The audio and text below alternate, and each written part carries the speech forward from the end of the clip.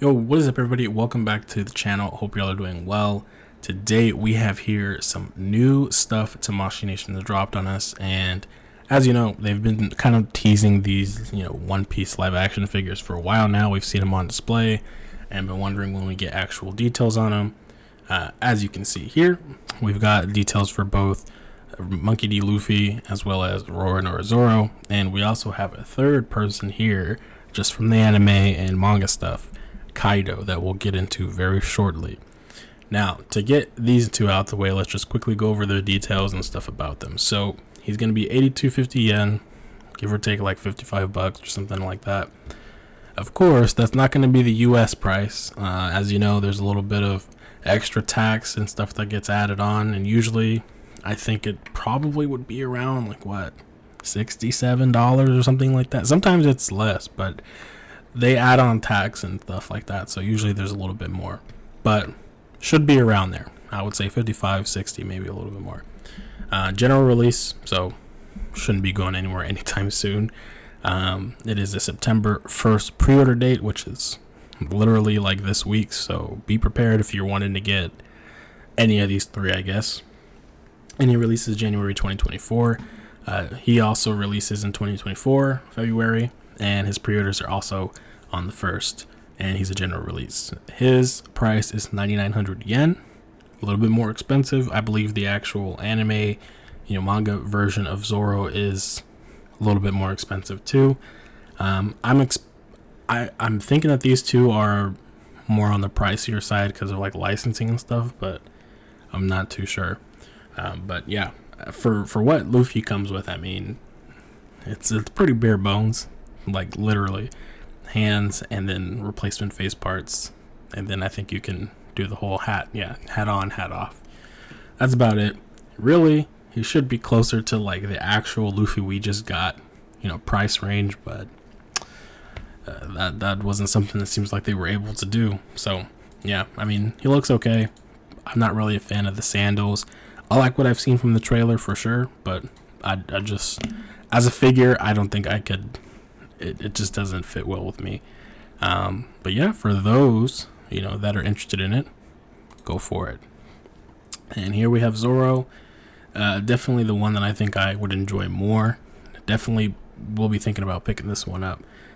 For this look alone right here, that's like perfect to me. I don't care too much about the face just because it kind of looks too, I don't know, not like how I picture Zoro. And I mean, in the trailers and stuff, like, he looks fine, but as a figure, it doesn't hold that serious, like, stoic, tough guy. I don't know. It just doesn't do it for me. But right here, that it does. It does. With the bandana, it goes hard. And then, of course, he can hold the sword in his mouth. Fire. And yeah, that's pretty much it with him. Getting into the good stuff now is Hybrid Kaido. We've seen him displayed at least, like, I don't know, 5, 6, 7 times now, in various different locations. It still looks great. They've not really shown him doing any dynamic poses or anything like that, and they never really do that too much in these events, unfortunately. Sorry, I just like hiccup there. But from the pictures that they posted, I mean, he looks spectacular. The guy is detailed immensely, and I am so like distraught and can't talk about it because it's so crazy looking. Like, look at this face. These are crazy looking. All right, you've got the drunk face, you've got the laughing face, gritting teeth, crying, yelling, and then you've got the Luffy knocked out face, which is also a really cool addition. I think it's fine that they included it with him in this case. I mean, it makes sense. So I don't know. It's like a fine line of still, like, we don't want that to happen where they're tossing in faces for other characters, but like, what do you do?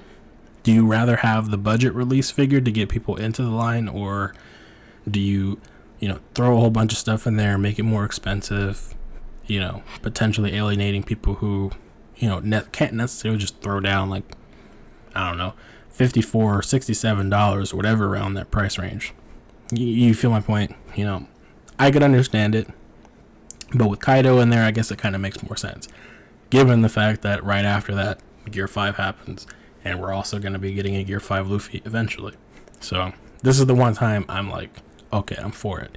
The one that comes with Yamato is cool, but that one I feel like could have been included in the base set for the actual figure. And here are some pictures of him doing some attacks, or one picture. He is really tall, 245 millimeters. Crazy. He's gonna take up some space on your shelf, so if you ain't got the space, you're gonna have to keep him boxed up. But craziness. They do keep saying like he's, he can recreate a whole bunch of dynamic action scenes. I don't know why I said it like, why am I not talking properly today? But dynamic action scenes, and I don't know like to the extent what they mean. Is that with the stand or without the stand? Because down here he's got this dedicated support pedestal set. My gosh, it won't let me highlight, which is seen in this picture as well. Oops. This thing right here, which is holding up his cape as well. I'm really hoping that the tail can like hold him up a decent bit. If not, I mean, it's fine, but I would just really like it if he could not necessarily need the stand, because I don't know, it's blocky. Like, do I really want it there? Not really. So I don't know. We'll have to see. It's a ways away before we get him, about like a few months, but hopefully it's not the case. If it is what it is, and we'll just have to deal with it. But yeah, I mean, overall he looks great. The faces are great, and I don't know. This guy is just gonna be one hell of a figure to have on your shelf. I'm hoping that there's gonna be some Gear 5 details soon. There's World Tour in September that's finishing off. There's New York Comic Con. There's TNS Tokyo in November. Those are like the last 3 events where they realistically would like announce anything super crazy. And I mean, they could all, randomly decide to drop details for like Gear 5 Luffy at any point if they wanted to.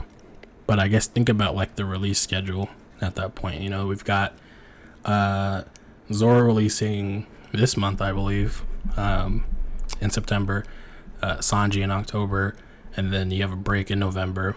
And in December, you got Yamato, break in January, then you've got February Kaido. Now, they could do another break in between March, April, May, and have Gear 5 Luffy in one of those months. Potentially. And I guess that just depends on how well they feel the figure is ready to go. But I mean, they plan this stuff so far in advance, so it's really hard to tell like where they're at in the stage of is it ready to go or not. But I guess we'll have to see, and we'll have to keep hoping that it's going to be good, because I don't know, this part right here with these joints and stuff like that is concerning. But maybe they have a whole bunch of replacement parts. This is the one figure I'm okay with paying a little bit more, because they definitely are gonna have to go all out with this guy. There's no way you can just release him with like a few faces and hands. You've got to go all out with a guy like Gear 5 Luffy, with the way he acts and what his form represents and what it does. So there's that. But without further ado, I'm gonna end it here. Thank you guys for watching. Hope you guys are happy for the details that have dropped, at least for Hybrid Kaido, because he's, again, got to be one of the best in the line so far.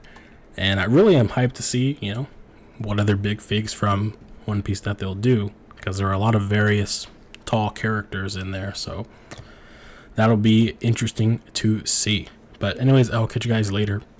Peace.